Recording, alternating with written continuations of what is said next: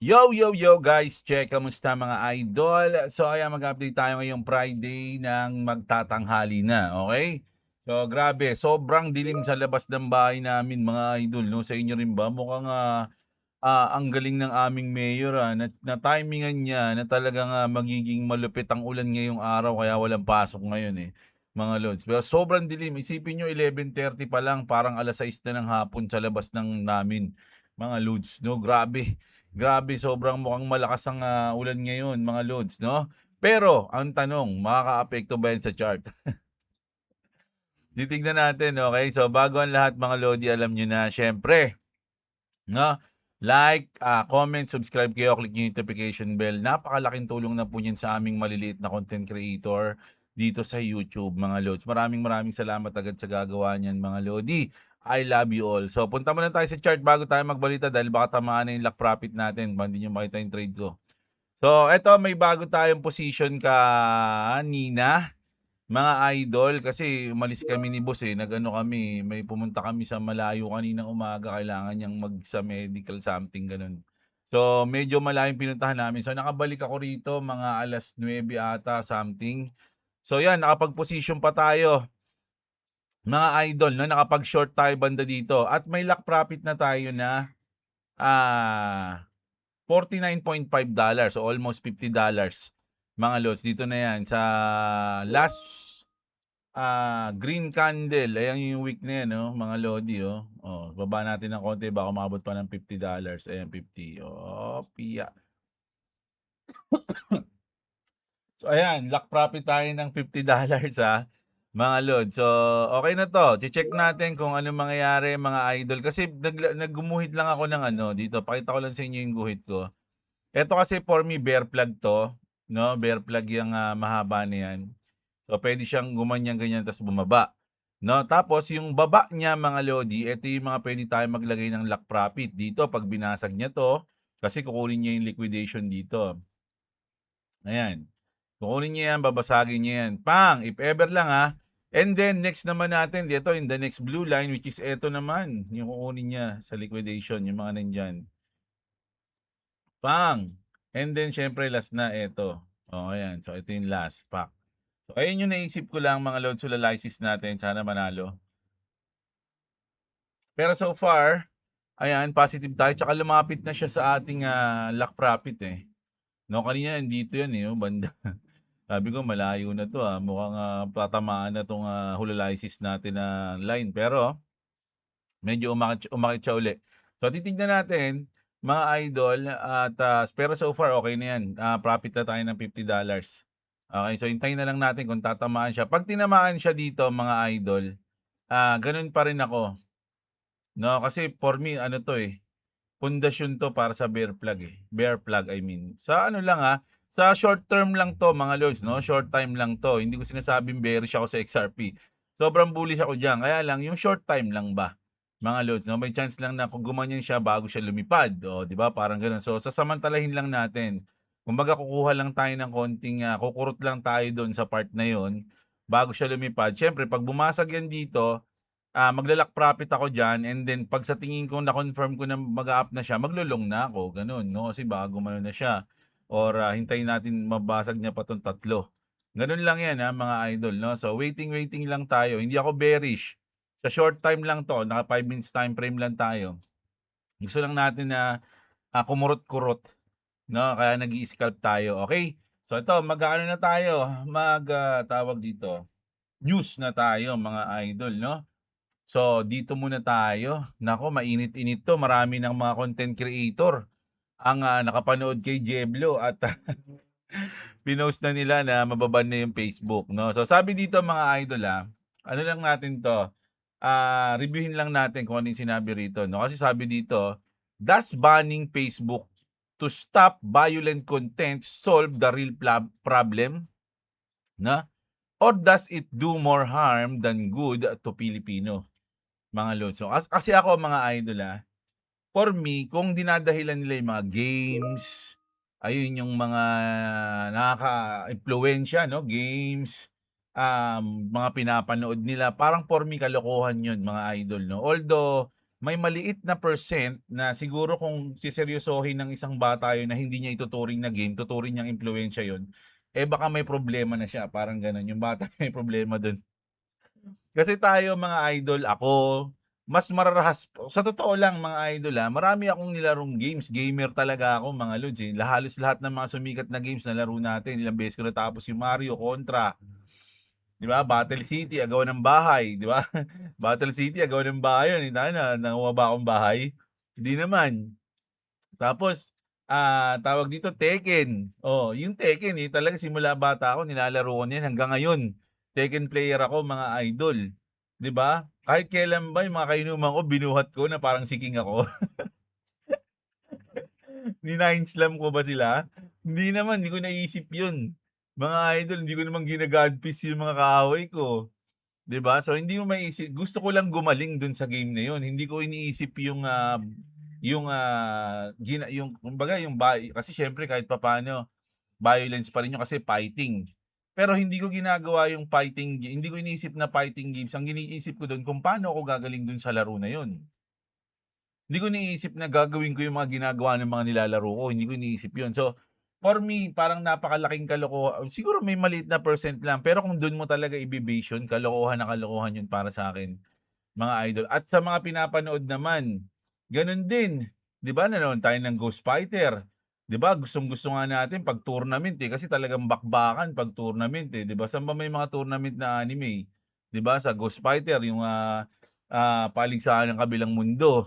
Sa Ghost Fighter, 'di ba, yung, paligsahan ni Kurei, 'no, yung, anong tawag dun, ah, Uruha Buto Satsujin, ayun yun alam mo. Ang Uraha Buto Satsujin na tournament ni Kurei, 'di ba, bakbakan din yun mga lods. Pero hindi ko naman inisip na sunugin yung mga kaaway ko 'pag, kahit sa meron akong 8 dragon, 'di ba? Tapos ngayon mga idol, parang gano'n kasi yung parang sinasabi 'no, yung games. Pero sa totoo lang, meron talagang nag-iimpluwensya sa games, pero hindi mismo yung games. Merong mga tao dun sa loob ng games 'no, na mga demonyo na ayun yung mga nag-uudyok sa mga anak natin 'no, sa mga anak niyo na, "Oh, ito may GC tayo, ito yung ganyan." Kumbaga tao, hindi mismo yung games, eh. Ginagamit lang nila yung games para sila sa mga tao, sa mga batang mahihina na puwede nilang utuin at paggawin ng masama, parang gano'n, 'di ba? Dapat ang problema dun yung ang dapat ang mag-aano na dun meron sa mga gamer o sa mga mismong developers ng games, dapat mino-monitor nila yung mga ganun 'no, if ever lang, hindi ko lang alam, payo lang, naisip ko lang bigla. Basahin ko na nga muna 'to. Philippine regulators are currently evaluating proposal to ban or geo-block Facebook nationwide. Imagine, ibablock yung Facebook dahil lang dun. Hindi ko nilalang yung pangyayari, pero dahil lang sa reason na yun na hindi naman tama. This comes after child safety concerns, rampant misinformations, and Meta's slow response in taking down violent content. Kumbaga nababagalan sila sa pag-take down ng violent content. Alam nyo, yung Facebook, ako nahihigpitan ako sa Facebook bilang content creator mga idol. Nahihigpitan ako sa Facebook. Ang tapos syempre sunod na diyan yung wala kasi akong TikTok tsaka mga IG eh. Pero kaya hindi na ako nag-content sa Facebook kasi masyadong mahigpit. Konting ano lang mga lodi, halimbawa ito sa thumbnail ko, 'di ba sa thumbnail ko minsan naglalagay ako ng mga artista na mukha diyan. Halimbawa, ayan si Trump, 'di ba ginawa ko si Trump. Kung gagamitin ko 'to sa Facebook masisita pa ako niyan kasi hindi ba't ko ginamit si Trump ganyan. Pero dito hindi 'di ba sa Facebook ay sa YouTube, 'di ba? Ayan si Trump, oh, halimbawa, may nagreklamo na art niya 'yan o kaya, ganito maano pa ako niyan sa Facebook. Tapos halimbawa nagla-live ka sa Facebook, tapos napadaan ka sa isang bahay na may sounds, 'di ba? Kunyari may sounds yung nagtutugtugan sila dun. 'Di ba? Biglang ihinto yung live mo pagka gano'n kasi maka-copyright yung nadaanan mong kanta na maririnig sa live. So, medyo nakakainis yun sa mga content creator para sa akin. So, medyo nahigpitan ako dun. Kaya hindi na ako nag-content sa Facebook, mga idol. Pero dito nababagalan pa rin sila 'no, sa Facebook. Kumbaga gusto pa rin nila mas mahigpit pa. Slow response daw para mag-take down ng mga violent content, ayun yung sinabi rito. Pero kung titignan mo naman sa YouTube, mga lodi, kung violent content lang, meron ka namang mapapanood dito na top 100 knockout, 'di ba, mga gano'n. Top 100 motorcycle crash, 'di ba? Top 10 tawag dito, marami pa, eh, 'di ba, sports fight, mga gano'n, 'di ba? So medyo violent din 'yun, pero siyempre puwede 'yun sa YouTube, 'di ba? Kasi kapag ina-upload mo kasi sa YouTube, meron kang ilalagay lang do'n na hindi siya pambata or something gano'n, 'no, gano'n siya. Lalo na sa X, walang kahigpit-higpit sa X, mga idol. So pero dito mga lods nababagalan pa sila sa Facebook, 'no? Baka 'pag yung mga anak nila lumipat sa X o grabe na dun. Mga lods, sobrang toxic na dito mga idol, 'no? So ayan, while the government sees this as a necessary level to force tech giants to comply with local safety laws, digital policy experts are sounding the alarm, 'no? Parang naalarma sila. With over 95 million active user in Philippines, mga idol, 95 million active user, kasama na tayo diyan, mga lolo, anak, tito, tita natin, mga tropa, kaibigan, nandiyan 'yan.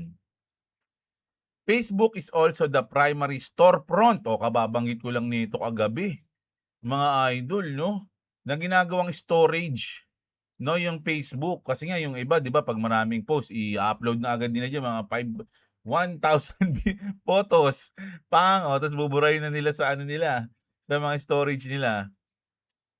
And payment panel for millions of MSMEs, live seller, and local creator. Siyempre 'yan. Sabi ko nga sa inyo kagabi, 'di ba? Madadamay dito yung mga nagbi-business sa Facebook, 'di ba?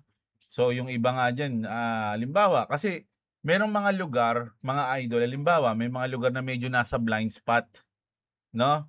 Tapos hindi daanan ng tao. Ang way lang para makakuha sila ng customers is from social media. Ipo-promote nila yung, restaurant nila or yung cafe nila sa social media, ipo-post nila yung mga gawa nila o yung mga luto nila. Siyempre yung mga magkaroon ng interest, dadayuhin mismo yung shop nila o yung kapihan nila o yung kainan nila. Minsan gano'n, mga idol 'no. Pero kung mawawala yung Facebook, saan pa sila mababawasan yung pag-a-advertise nila, 'no, para sa kanilang business, lalo na kung nasa blind spot yung ano mo, puwesto mo. 'Di ba? Disabling the platform could instantly freeze cash flows and inflict severe collateral damage on the country's digital economy. Tama 'yan mga idol, 'no? Once naiban mo 'yan dahil lang ang reason mo is yung violent et cetera na wala namang facts yun, 'di ba? Hindi naman na legit na yun talaga yung dahilan, maraming madadamay, mga idol. Maraming collateral damage, mga idol, 'no, yung mga businesses, yung mga basta marami mga lods, 'no. So sana isipin 'to ng ano, hindi siya sabog kapag iniisip niya 'to, 'no. Dapat hindi siya palong-palo, mga lodi. Hindi oo lang siya ng oo, dapat medyo mag-isip siya ng maayos, 'no, kung kaya pa ba 'yun, kaya niya pa kaya yung mag-isip ng maayos? What's your next take? Sabi dito, "Is banning Facebook a valid way to crack down on crime and force platform accountability?" Oh, tanong 'yan, para sa akin, no. Or is it a massive blow to digital businesses? Let us know. O yan mga lods, 'no. So wala pa, bago lang kasi yung post na 'to. Isa pa lang yung nag-comment, baka nga yung Bitpinas pa yan, eh. So kayo mga idol, ano sa tingin niyo dito? Sige nga mag-comment nga kayo mga lods. Pero kung, sang-ayon kayo na ma-ban yung Facebook dahil lang sa security, et cetera, mga idol, eh, mukhang, bahala kayo, 'no, nasa inyo yan. Ako wala wala akong, hindi ako kumikita sa Facebook mga lods. Kung mawawala man 'yan, sabi ko nga meron naman akong X. Kaya lang kasi siyempre isa 'yang way para sa, communication ng mga Pilipino na ngayon, eh, 'di ba? So dati ano ka pa, mag-aano pa ba 'yan, yung, 'pag 'pag sa OFW, 'di ba may pupunta ka pa sa app na Yahoo o something, makakalimutan ko na gano'n. Eh, ngayon sa Messenger na lang, tatawag ka na lang, napakadali na. 'Di ba? So maraming maraming collateral damage talaga dito mga lodi, kaya sana pag-isipan nila ng maayos. Okay, so ayan yung isa natin sa mga mainit na balita ngayon. Punta tayo dito mga idol. Eto si ano 'to, mga lods, si Tucker Carlson, sikat na sikat 'to. Kumbaga sa Pilipinas parang si ano 'to, si Arnold Clavio, gano'n. Hindi ko alam, basta sikat siya na ano, na,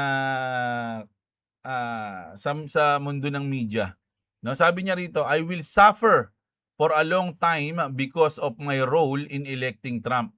I want to say I'm sorry for misleading people." So, parang ang pinapamukha niya rito, nagsisisi siya na parang, nirepresent niya si Trump o ano niya, kinampanya niya si Trump noon, 'no, at, nagsisisi daw siya do'n at nag-sorry siya sa mga tao. Parang ngayon, ayaw niya na kay Trump, 'no, parang gano'n yung nangyayari diyan. Sikat 'yan si Carlson, si Tucker Carlson.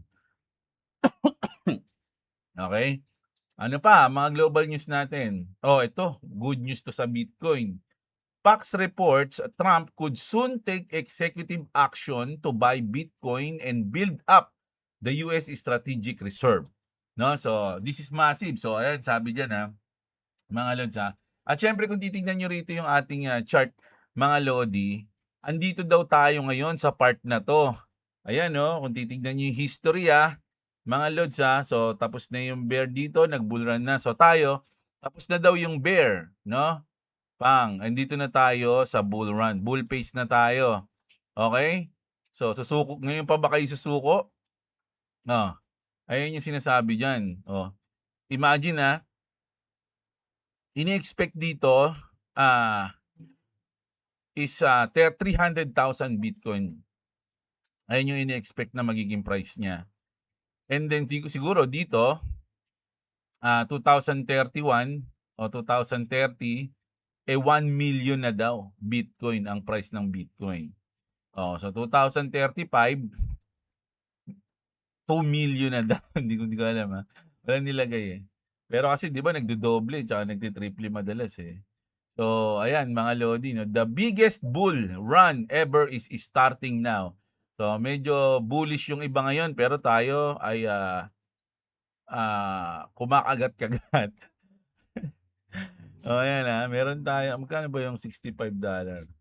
4,000, oh, may ano tayo 4,000, boundary na ako. Puwede na ako matulog ngayong araw.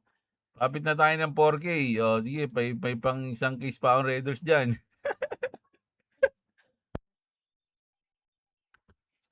Oh, pero hindi, titignan natin. Dapat meron tayong strategy. Huwag tayong magpapadala sa emosyon at pagiging ganid, okay?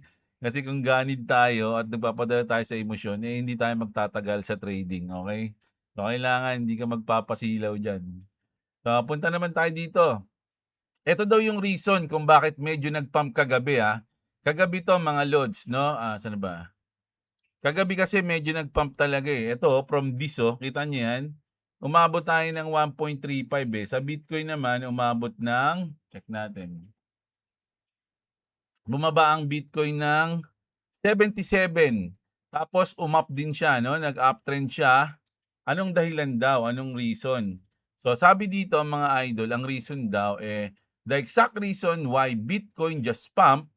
Binance bought kasi maraming bumili ng Bitcoin, 'no. Binance bought 5,311 Bitcoin, Coinbase naman 7,003 Bitcoin, Bybit naman 7,686 Bitcoin. Trump bumili rin, Bithumb 5,000, 2,700 kay Trump, Kraken 3,794. This was a coordinated manipulation ahead on the US market open kasi nga tignan natin yung ating forex calendar. May report kagabi, 'di ba? Merong report kagabi, yung unemployment claims, 'no? Sa unemployment claims mga idol, ayan, medyo nag-bullish 'to. Nag-slightly bullish din, kaya medyo talaga umangat mga loads, 'no? Pero mamayang gabi, Friday 10 PM, magsasalita ang ating Fed chairman na si Kevin Warsh, mga lodi, at ang day 2, day 1 kasi 'to, ng, Jackson Hole Symposium. Dito pala. So, alas 10 pala 'to talaga mamaya. Naku, kaabang-abang 'to mga idol. Naku, mukhang kailangan ko ng, mag-profit na dito. Baka pag nagiging dovish kasi si Kevin Wars, pipitik 'to pataas mga idol, tatamaan tayo diyan. no? Ayun yung aabangan natin. Mas maganda, kaya lang mahirap din kasi mag-short, eh. Kunyari tinamaan yung lock profit natin ta's may magsasalita, kasi hindi pa naman natin alam kung magiging hawkish o dovish si ano, si chairman, si Fed Chairman Kevin Warsh, kaya mahirap 'to. Mas maganda abangan na lang natin yung pump ta's yung reverse na lang yung abangan natin. Halimbawa, nag, ah, naging dovish si Kevin Warsh, pumitik, pang! Pak, pak, umangat siya dito. Tas kapag nag-conso na yan diyan, dun na lang tayo sa reversal 'no, mag-short tayo. Gaganon-ganon na siya. So, hindi natin alam, te-teknikan lang natin yan mga idol 'no, teknikan lang, tunugan lang, 'di ba? Hintayin natin. Eto, naku ang dami ng everyday merong NDAs na nag-e-expired. Sherlock naman ngayon. Today, Ripple begins an intensive AI-only security review on lending protocol B1.1 for the XRP Ledger through Sherlock Audit Engine. So, nagpartner ang Sherlock at Ripple, mga idol, yung audit engine. Ripple is among the leading teams putting AI-only security review excuse me, into practice with a clear focus on rigor. Si Mang Rigor pala to, coverage and real-world result, no? Will follow up and the full story, etc., etc. So, ayan mga lods, good news to, no? Partner na ang Sherlock at ang Ripple, okay? Ito yung isa sa mga gusto kong medyo good news to na malupit, kasi sa Evernorth to, mga lods, no? The SEC has declared a registration statement effective, no? Ayan na, mag-aano sila. Sabi pa dito ni Ashish Birla, what excites me the most is the opportunity in front of us. Nasa harapan na raw natin yung opportunity, mga lodi. Asan? No, nasa harapan ko yung mic, We plan to enter public markets as blockchain utility continues to grow, and we believe institutional finance will increasingly be built on chain. Evernorth is designed to accelerate XRP's role in that work, mga idol. So, ang dami nag-post nito, mga idol, no, yung pinost ng Evernorth, at sobrang bullish nila, iba-iba yung opinion nila diyan, lalo na yung mga XRP content creator na flip the switch, ganyan, we're going to be rich, ganyan. So, ang dami. Pero syempre, easy lang. Huwag kayo masyadong excited, ba masaktan kayo, 'di ba? Ganun lang 'yun, Alam niyo naman na minsan baliktad 'yung nangyayari. Pero syempre dito, eto kasing si Manong Larry Pink, mga idol, isa to sa mga pinakamalaking isa sa mga main character ng mundo.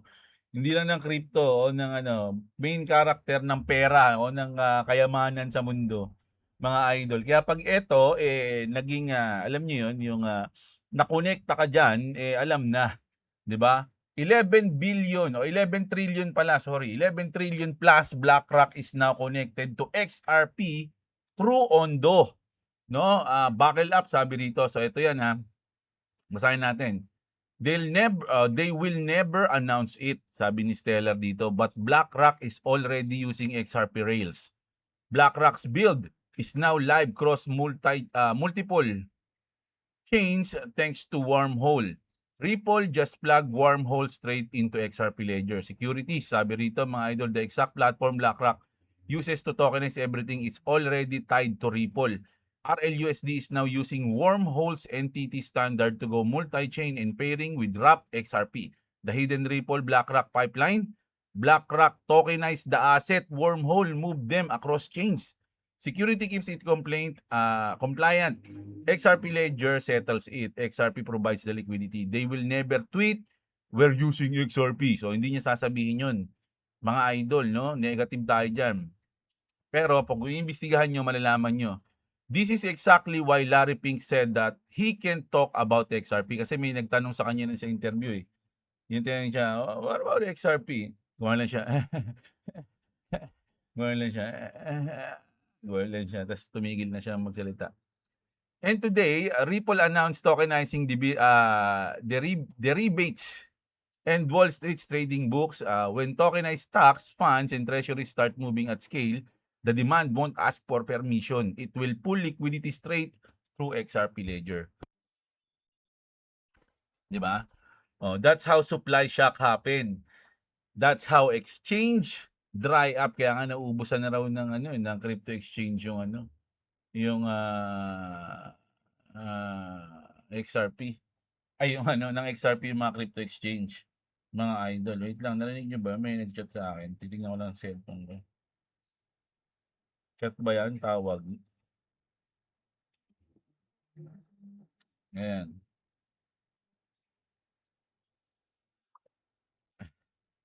wala, isang sutoy lang. Okay, punta tayo ngayon, mga idol dito. Ito, alam niyo yung, yung interview ata na 'to is ito yung sa ano, sa symposium. Nahuli ni King XRP si Brad Garlinghouse, so tinanong niya, mga idol, napakinggan natin, yung sinabi rito ni paborito kong ninong. You're Brad. You're the CEO of Ripple, right? I am. Good to meet you guys. No way. What is Ripple? So, Ripple is a blockchain infrastructure company that uses XRP to solve real world problems around financial services. Cross border Real world problems talaga yung sinasolve ng XRP, ayun yung sinasabi ni Brad Garlinghouse, mga lodi. Anong mga token yung nagsasolve ng real world problem, mga lods, bukod sa XRP? payments. We do a whole bunch of stuff in Prime Broker as well. And how much is the company worth right now?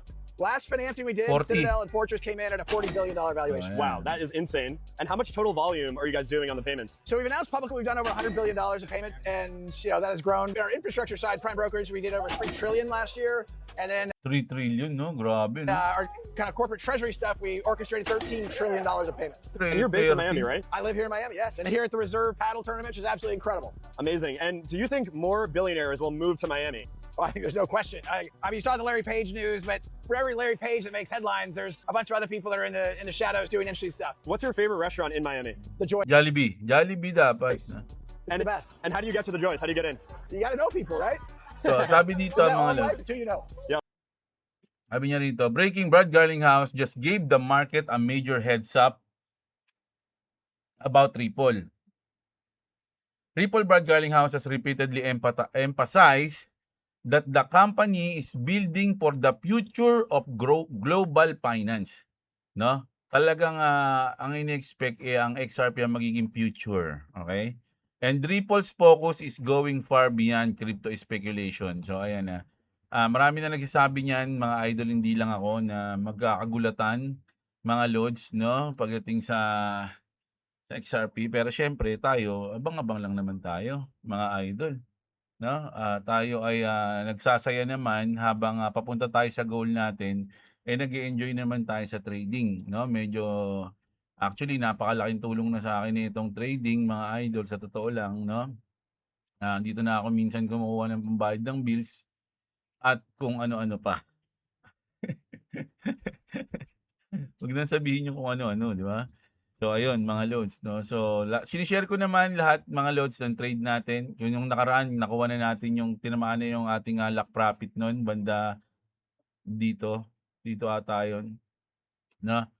Tinamaan na yung lock profit natin. So, saan ba banda yun? Dito yun. Ito, dito. Ayan. So, dito tinamaan yung ating nakaraan na long. Yung long natin, no?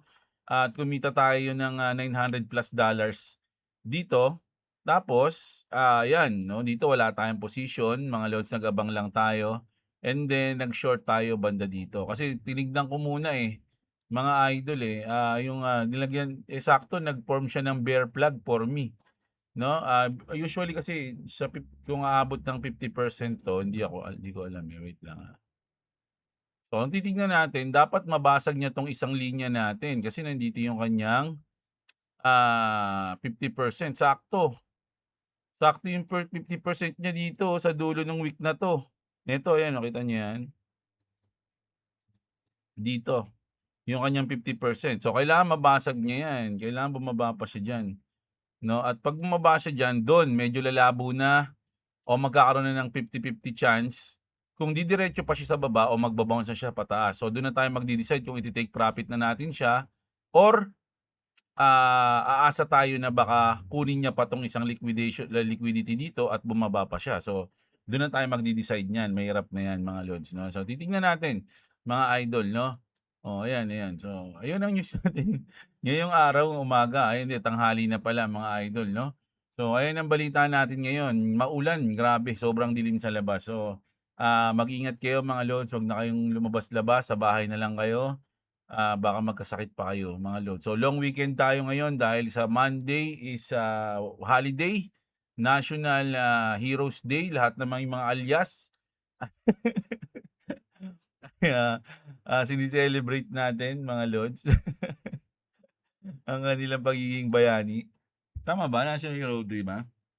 So ayan mga lods kita-kits tayo mga idol. Maraming salamat. Huwag niyo kalimutang mag-subscribe kay Clovis mga idol malapit na tayo mag-live diyan, promise.